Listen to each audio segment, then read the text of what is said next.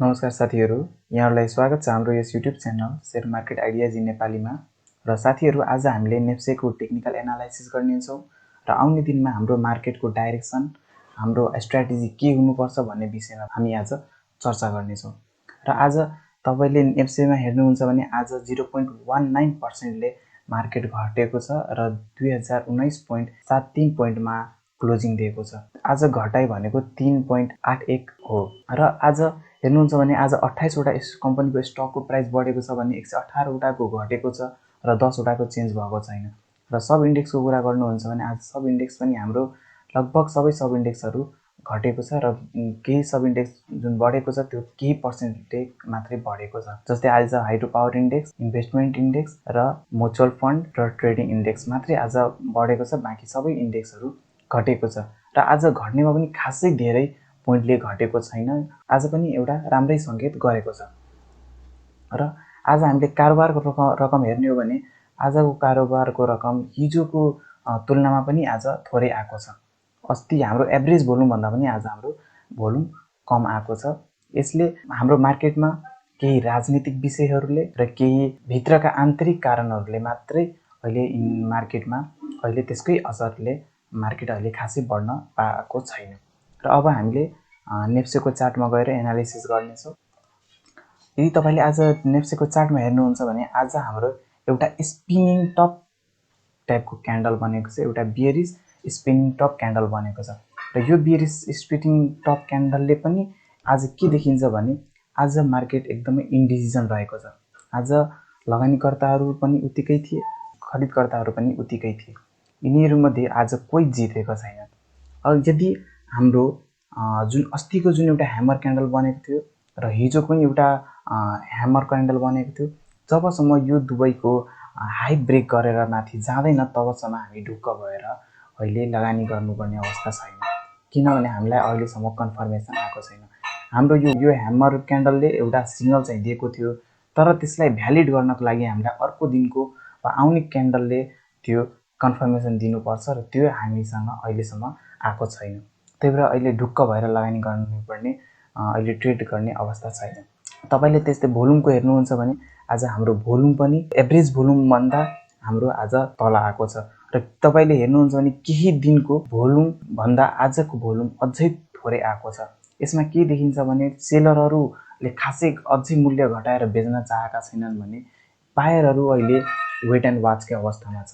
उनीहरुले अब केही अवस्था सहज होला, अलि राजनीतिक कारणहरुले पनि अहिले यसमा आन्तरिक कारणहरुले पनि जुन एउटा यसमा मार्केटमा असर गरिरहेछ, त्यसकै कारणले बायरहरु पनि अहिले यसमा एन्ट्री गर्न अलि हिचकिचाइरहेछन्। उनीहरुले अलि कन्फर्मेसन कुर्दैछन्, अलि सहज वातावरण कुर्दैछन्। र हामीले यदि बोलिङ्गर ब्यान्डबाट हेर्नुहुन्छ भने आज बोलिङ्गर ब्यान्ड तर छोडेको छ। तलको लो ब्यान्ड जुन थियो यो बोलिङ्गर ब्यान्डको, त्यो आज छोडेको छ। यसले एउटा अलि राम्रो सिग्नल चाहिँ गरेको छ। अब भोलिका दिनमा पनि आउने दिनहरुमा पनि क्यान्डलहरु यो लोअर ब्यान्ड भन्दा माथि नै बढ्ने र त्यसपछि हाम्रो यो 20 दिनको मुभिङ एभरेज वा भनौं यो बोलिङ्गर ब्यान्डको मिडल ब्यान्ड यदि ब्रेक गरेर माथितिर गयो भने त्यसपछि हामी ढुक्क भएर यसमा लगानी गर्न सक्छौं। तर अहिले आजको क्यान्डलले अलि हिजोको 2 दिनको क्यान्डल भन्दा अलि पोजिटिभ चाहिँ हो, तर त्यसलाई कन्फर्म गर्नको लागि हाम्रो आउने दिनमा यो अब यो 3 वटाकै हाम्रो जुन सबभन्दा हाई भनेको अहिले हाम्रो जुन यो क्यान्डलको यो बियरिश क्यान्डलको हाई जुन छ त्यो भनेको 2043 छ। त्यो 2043 ब्रेकआउट गरेर माथि नआउन्जेलसम्म अहिले हामीले ढुक्क भएर यसमा एन्ट्री गर्न अलि हतारो हुन सक्छ, अलि चनाको चाहिँ पक्कै हुनुपर्छ। त्यस्तै यदि तपाईले मुभिङ एभरेजबाट हेर्नुहुन्छ भने हाम्रो यो 200 दिनको मुभिङ एभरेज पनि अहिलेको लागि रेजिस्टेन्सको काम गर्दैछ। अहिले 200 दिनको मुभिङ एभरेजलाई पनि माथि ब्रेकआउट गरेर गयो भने अझै त्यसपछि हामीले ढुक्क भएर लगानी गर्न सक्छौं। त्यस्तै हाम्रो 50 दिनको एउटा मुभिङ एभरेज छ। यो 50 दिनको मुभिङ एभरेज पनि हाम्रो लागि अहिलेको नियर बाइ रेजिस्टेन्स चाहिँ हो। र मैले जुन अघि नै भने त्यो बोलिङ्गर ब्यान्डबाट तपाईको बोलिङ्गर ब्यान्डबाट जुन आउने दिनको रेजिस्टेन्स देखाउँदैछ त्यो भनेको 2100 को रेजिस्टेन्स देखाउँदैछ। त्यो बोलिङ्गर ब्यान्डको मिडल ब्यान्डको 2100 को रेजिस्टेन्स ब्रेक गरेर माथितिर गएपछि हामी ट्रेडिङको लागि पनि यसमा एन्ट्री गर्न सक्छौं।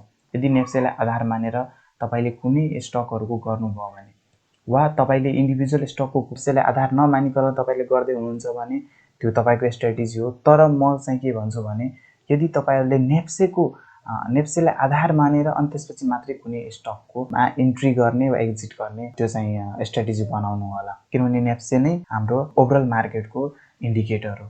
र हामीले यदि फिबोनाची रिट्रेसमेन्टबाट यदि हेर्नुहुन्छ भने हाम्रो यदि माथिको यो हाईदेखि यो लोवरसम्म तानेपछि हाम्रो अहिलेको जुन यो रेसिस्टेन्स देखिरहेछ त्यो रेसिस्टेन्स भनेको 235 तिर देखिदैछ।